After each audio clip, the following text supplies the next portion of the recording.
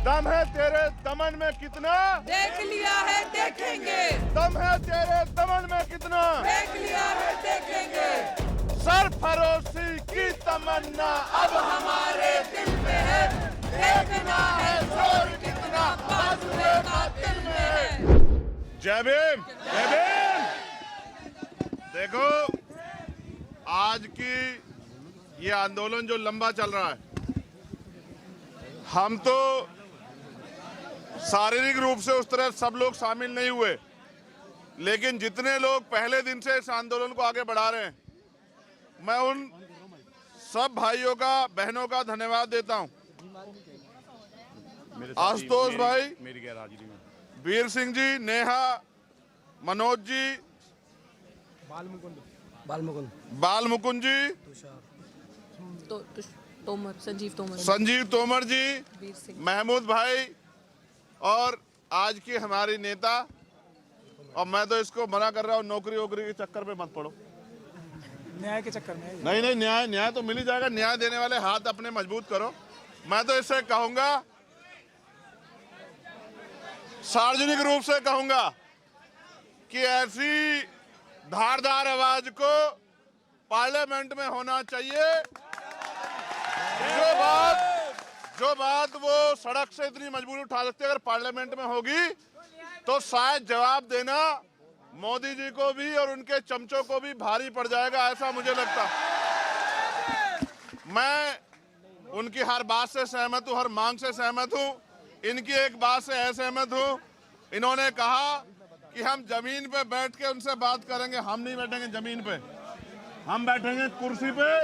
इस कुर्सी पे बैठने का अधिकार इस संविधान ने हमें दिया है, क्योंकि ये वकील हैं, अनुशासित है, इसलिए हमें कोशिश करते हैं कि हमारे आंदोलन को कोई परेशानी ना हो। ये सच है, आंदोलन को कुचलने के लिए सरकार तरह तरह के हथकंडे अपनाएगी, लेकिन याद रखो, ये भी रोटी खाते हैं, हम भी रोटी खाते हैं। हम किसी भी कीमत पे अपने आंदोलन को पीछे हटने नहीं देंगे। दूसरी बात, मैंने एक मांग की थी कि जो लोग सड़क पे हैं उनको आने दिया जाए। मेरा ऐसा विश्वास है कि हमारी बात को सुना गया होगा।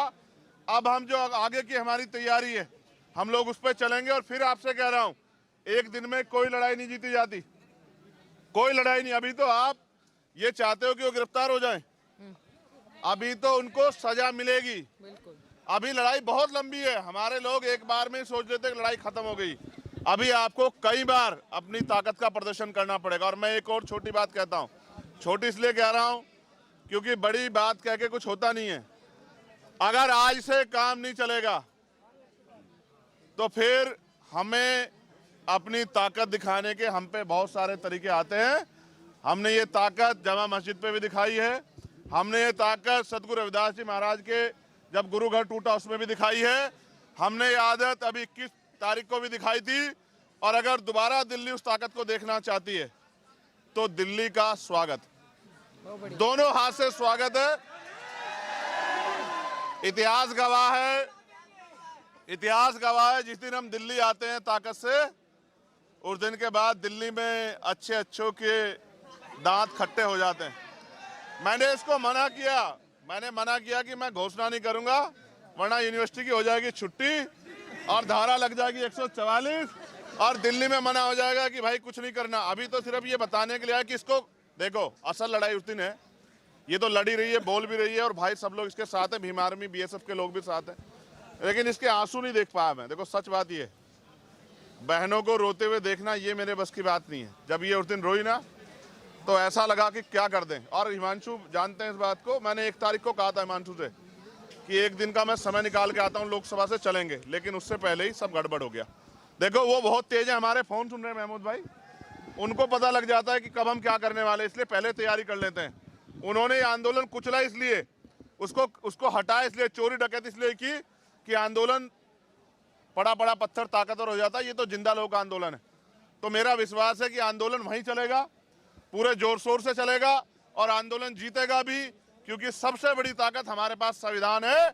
इस संविधान के जरिए हम उनको सजा भी कराएंगे और जो 25,000 वैकेंसियां बैकलॉग बाकी है उसको पूरा भी कराएंगे। और यूनिवर्सिटियों में जो एक और बात बताई, तथ्यों के साथ रितु ने कहा कि मेरे पे जानकारी है कि अपमानित होके सौदा करके बहन बेटियां यहाँ नौकरी करना चाहती, इस व्यवस्था को हम लोग डायनामाइट लगा के उड़ा देंगे अगर किसी का दिमाग खराब हो गया। क्या बात। हम दिखावे के लिए नहीं करते हैं कि हम बहन बेटियों का सम्मान करते हैं। हम भाजपा आरएसएस के लोग की तरह नहीं है। हम सम्मान दिल से करते हैं और करते रहेंगे। और हमें तो बाबा साहब अम्बेडकर ने यह शिक्षा दी है कि किसी भी समाज की तरक्की उस समाज में रहने वाली महिलाओं की तरक्की से मैं मापता हूं कि उस समाज की, उस प्रदेश की, देश की कितनी तरक्की हुई है। इसलिए अब जो आदेश होगा, जो लोग लीड कर रहे हैं, आज मैं आगे कहूं कि मेरे हिसाब से करो, ये मेरी आदत नहीं है। मैं रीतू से कहूंगा जो आज वो कहेगी हम अपनी खून का एक कतरा चुका के वो करके दिखाएंगे, उसको पीछे नहीं जाने देंगे। मेरा वादा वचन है। आज जेल जाना पड़े, मुकदमे लग जाए, गोली चल जाए, लाठियां चल जाए, कुछ भी हो जाए,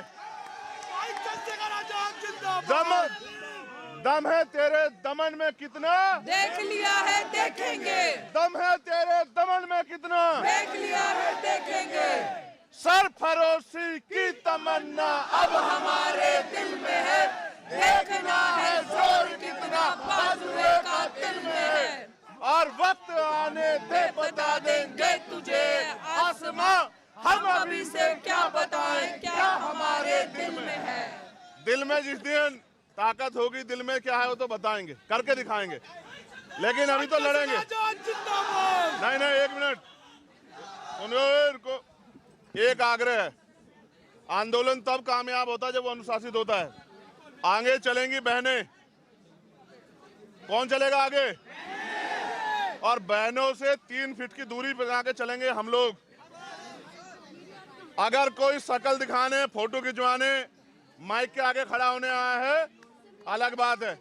अगर कोई मदद करने आया है तो फिर अनुशासन में चलना। ऐसा नहीं कि भाग भाग के आगे जाओ। वो इस बात से आइडिया लगा लेंगे कि ये जिम्मेदार लोग नहीं है। जिम्मेदार बनो, नहीं बनोगे कुचले जाओगे। एक एक करके सबका नंबर आएगा। इसलिए धन्यवाद और आपसे आग्रह कि जैसा रीतू आदेश करेगी, हमारे दोनों लीडर महेश भाई, हिमांशु जी और नरेंद्र भिकूराम जैन साहब, ये तीनों हमें गाइड करेंगे। हम इनके हिसाब से रीतू की बात के साथ आगे बढ़ेंगे। धन्यवाद। जय भीम, जय जय जय जय जय भीम। सबसे पहले जितने पुलिस के साथी ये पीछे खड़े हैं, हमने 145 दिन धरना किया और बिल्कुल लॉ एंड ऑर्डर मेंटेन करके किया। ये एसएचओ साहब सुन लो, कोई भी साथी हमारा रुकना नहीं चाहिए। और जैसे भाई ने भी कहा कि अगर कोई किसी महिला के साथ बदतमीजी कर रहा है और अगर आपने महिलाओं को वहां रोक के रखा है तो इसका नतीजा भुगतने के लिए फिर आप तैयार रहना। ये आपको देखना पड़ेगा। लॉ एंड ऑर्डर आप तोड़ रहे हो, हम नहीं। ये चीज मैं बार बार बता दूं। दूसरा साथियों, बड़ी इंपॉर्टेंट बात, जैसे प्राचा साहब ने कहा, हम लोग संविधान को मानने वाले हैं, संविधान की हिफाजत करने वाले हैं। हम लोग कानून को कभी हाथ में नहीं लेंगे, ना तोड़ेंगे। तो अब ये चीज देखना कि आपके बीच में बहुत सारे वाइस चांसलर ने, आरएसएस वालों ने अपने दलाल छोड़े होंगे जो अराजक तत्व पीस को भंग करेंगे। आप सबको उस चीज को मेंटेन करके चलना है। वो अपना काम करेंगे, हमें अपनी मंजिल को क्लियर रखना है। क्यों जरूरी है? सब कुछ लूट लिया इन लोगों ने आपका। ये लोग, जैसे प्राचा साहब ने बताया, आपके गरीब बच्चों की, गरीब लोगों की 25,000 नौकरियां खा के बैठे सिर्फ और सिर्फ इस विश्वविद्यालय में। और अभी आरएसएस के लोग धड़ाधड़ भर्तियां करके 3,000 से ऊपर अपने लोगों को, अपने लोग जो गुलाम दलित भी, जिनमें से हमारे समाज के लोग भी, और कुछ ऐसी चीजें सामने आई हैं, फर्जी एससी एसटी ओबीसी के सर्टिफिकेट बनाकर उनको नौकरियां दी हैं। ये लड़ाई अब हमारे मान सम्मान की है, अब समझौता नहीं होगा। ये पहली बार दिल्ली विश्वविद्यालय में ऐसा नीली क्रांति का इनकलाब आया है। फैसला आपको करना है, ये और कहीं नहीं है। इस यूनिवर्सिटी का हर दिन इस यूनिवर्सिटी का भगवाकरण हो रहा है। हर दिन इस यूनिवर्सिटी में शाखाएं लग रही हैं। हर दिन इस यूनिवर्सिटी में आरएसएस की शाखाएं लग रही हैं। जिस जगह हम प्रोटेस्ट करते हैं, ठीक 10 कदम दूर आरएसएस की शाखा लगती है।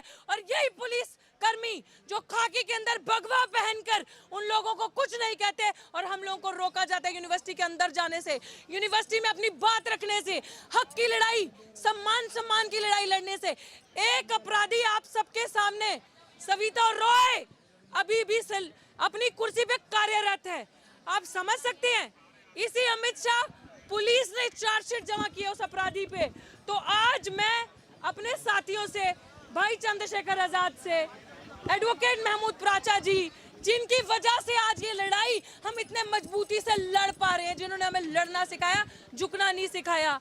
बाकी मेरे भाई अभिजीत जाटव जी, भाई सतपाल जी, सब यहाँ पे हैं। माफ करना अगर किसी का नाम नहीं ले पा रही हूँ, भूल गई।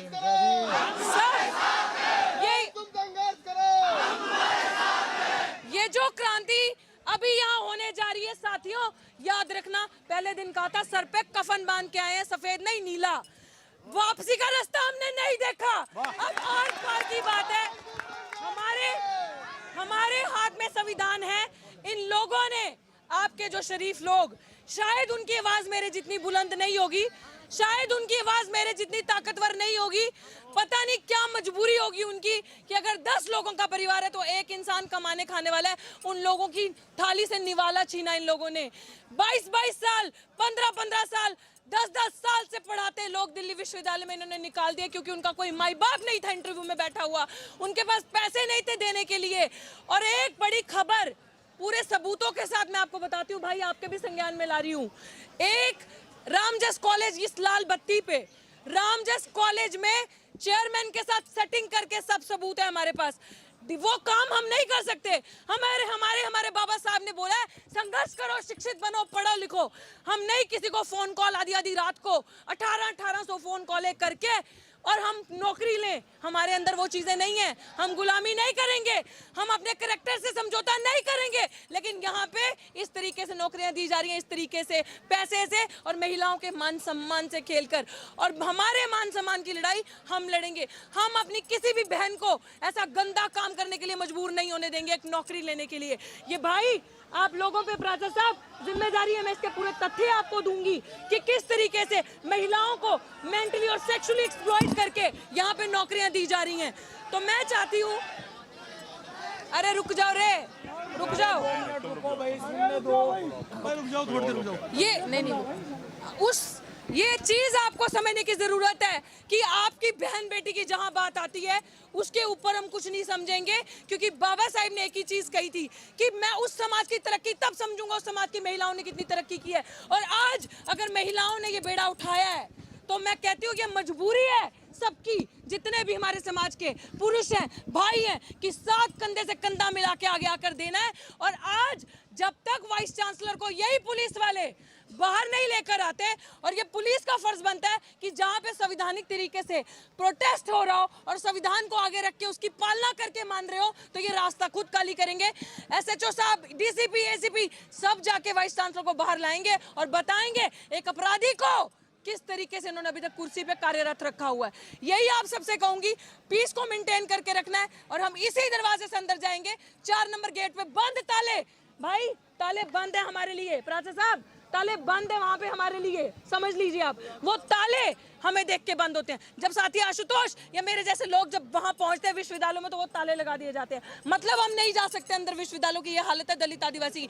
अगर मैं दलाल बन जाऊं, मैं गुलाम बन जाऊं, अपनी आवाज बंद कर दूं तो 1 मिनट में सब कुछ मेरे लिए भी आ जाएगा। लेकिन समझौता नहीं चाहिए। तुम नहीं खरीद सकते पैसे से मुझे कि 1 लाख की नौकरी का लालच दोगे। नौकरी नहीं, न्याय चाहिए। नौकरी नहीं, न्याय चाहिए। और इनकी औकात क्या है हमें नौकरी देने की? ये लोग हमें NFS करते हैं, नॉट फाउंड सूटेबल। खुद उस कुर्सी पे बैठने के लायक नहीं है ये, अगर इनका कोई गॉडफादर ना हो इंटरव्यू में। तो हम सब इस लड़ाई को मजबूती से मिलकर लड़ेंगे। और अभी जैसे मंच, सम्मानित मंच से आपको आदेश आएगा, उस आदेश की आपको पालना करनी है। और आपके लीडर्स आगे रहेंगे और हम सब उन्हें फॉलो करेंगे, इवन इंक्लूडिंग मी। हम सब उन्हें फॉलो करके अंदर जाएंगे। आवाज दो, आवाज दो। साथियों, अगर आपको द न्यूज वीक का काम पसंद है और आप चाहते हैं कि हम यूं ही अम्बेडकरवादी पत्रकारिता करते रहें, तो हमारी आर्थिक मदद जरूर करें। आप अपनी स्क्रीन पर दिखाई दे रहे इस QR कोड को स्कैन करें और न्यूज वीक फाउंडेशन के खाते में अपनी दान की राशि भेजें। QR कोड के अलावा आप UPI के जरिए भी मदद कर सकते हैं। आप हमारी UPI ID newsweek@yes bank पर भी मदद भेज सकते हैं। इसके अलावा आप हमारे अकाउंट में भी मदद भेज सकते हैं। खाते का नाम है News Week Foundation, account number है 02358870000640। IFSC कोड है YSB000235। बैंक का नाम यस बैंक है और ब्रांच है नेहरू पैलेस दिल्ली। आप डोनेशन के एवज में इनकम टैक्स में भी छूट पा सकते हैं। डोनेशन की रसीद पाने के लिए ट्रांजैक्शन का स्क्रीनशॉट हमें भेजें। टाइप करें डोनेशन स्पेस आपका नाम और हमें 8595794224 पर व्हाट्सएप करें।